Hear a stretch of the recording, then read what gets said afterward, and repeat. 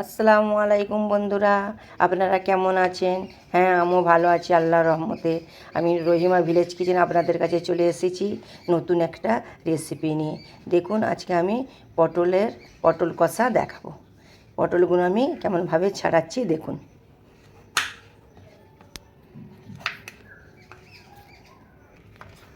প্রথম প্রথম আমি এই পেছনগুলো দু সাইডে আমি কেটে নেবো, ছিলতে আমার সুবিধা হবে। কিন্তু পটলের খোসাগুলো আমি সব ছিঁড়ে ফেলবো না, ছিলে আমি কিছু কিছু খোসা রেখে দেবো, খেতে ভালো লাগবে। এইভাবে পটলগুলো আমি ছিঁড়ে নেবো। দেখুন, সব খোলা আমি ফেলবো না, এইভাবে আমি ছিঁড়ে নেবো। একটা আমার ছেলা হয়ে গেল।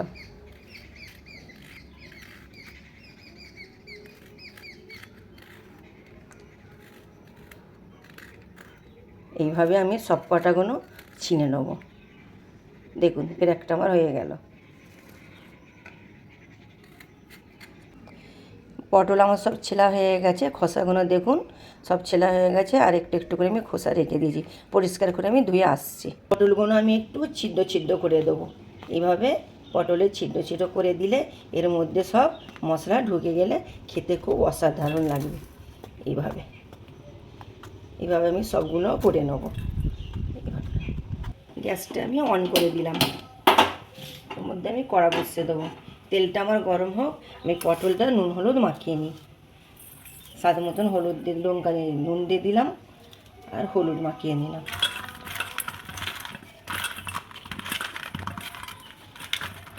হলুদ আমি পটলে সব মাখিয়ে নিয়েছি। এবার আমি কাজু পোস্তটা বেটে নিই।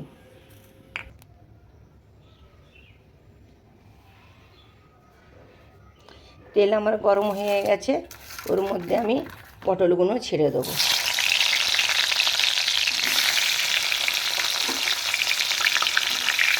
এইভাবে আমি নেড়ে ছেড়ে নেবো।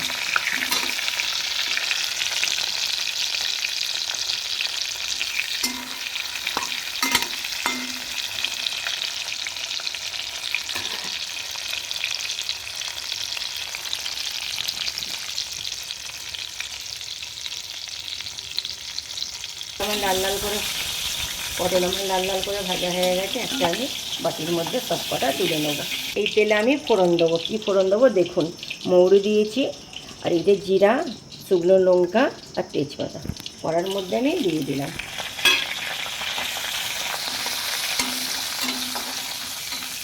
এটা আমার লাল লাল হয়ে গেছে। এর মধ্যে আমি পেঁয়াজ বাটাটা দিয়ে দেবো। আপনারা পেঁয়াজ বাটা দেবেন বন্ধুরা, গ্রেভিটা খুব ঘন হবে।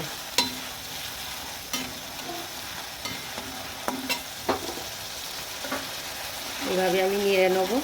পেঁয়াজের যে কাঁচা গন্ধটা থাকে, যতক্ষণ না গন্ধ যায় আমি 1 মিনিট নাড়তে থাকবো। বাটাটা আমার ব্রাউন কালার চলে এসেছে। এর মধ্যে আদা রসুনের পেস্টটা আমি দিয়ে দেবো। আদা রসুনের নাড়তে থাকবো। আদা রসুনের কাঁচা গন্ধটা চলে গেলে তারপর আমি মশলা দেবো। আদা রসুনের কাঁচা গন্ধটা চলে গেছে, এর মধ্যে টমেটো বাটাটা ঢেলে দিলাম।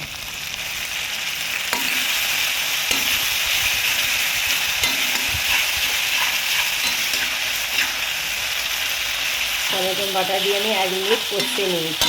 এর মধ্যে আমি কী উপকরণ দেবো দেখে নিন। লঙ্কার গুঁড়ো, লবণ, হলুদ গুঁড়ো, জিরা গুঁড়ো, ধনে গুঁড়ো, আর এইটা মশলার গুঁড়ো সব এর মধ্যে আমি দিয়ে দেবো। এইভাবে আমি নেড়ে ছেড়ে নেব। এইভাবে আপনারা পটল কষা খাবেন, রান্না করবেন, অসাধারণ খেতে লাগবেন। রহিমা ভিলেজ কিচেনের নতুন নতুন ভিডিও দেখার জন্য সাবস্ক্রাইব করবেন, আইকন বাটনটা টিপে দেবেন, ফলো করবেন, লাইক করবেন, শেয়ার করবেন। নতুন নতুন ভিডিও দেখার জন্য পাশে থাকবেন। আপনাদেরকে অনুরোধ রইল। আপনার তেল ছেড়ে দিয়েছে, সামান্য আমি পানি দেবো। সামান্য আমি পানি দিয়ে দেবো, দিয়ে আবার আমি কষাতে থাকি।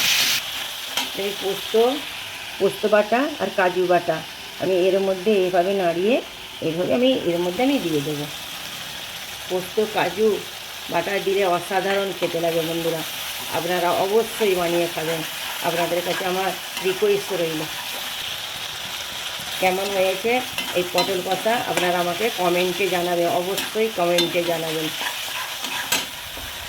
বন্ধুরা অসাধারণ দেখতে লাগছে, তাহলে গ্রেভিটা দেখুন অসাধারণ লাগছে বন্ধুরা। তাহলে এখনও কষা আমার সম্পূর্ণ হয়নি, দেখুন অসাধারণ লাগছে। আপনারাও পোস্ত বাটা কাজু বাটা অবশ্যই দেবেন, দিতে ভুলবেন না।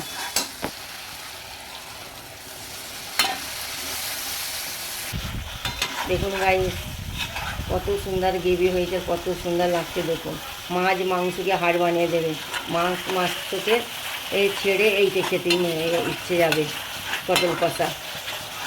দেখুন গ্রেভিটা হয়েছে, দেখুন আপনারাও গরম ভাতের সাথে পরিবেশন করবেন। আমি একটু পানি দিয়ে দিয়েছি গাইস, এর মধ্যে আমি ঢাকাটা দিয়ে দিলাম।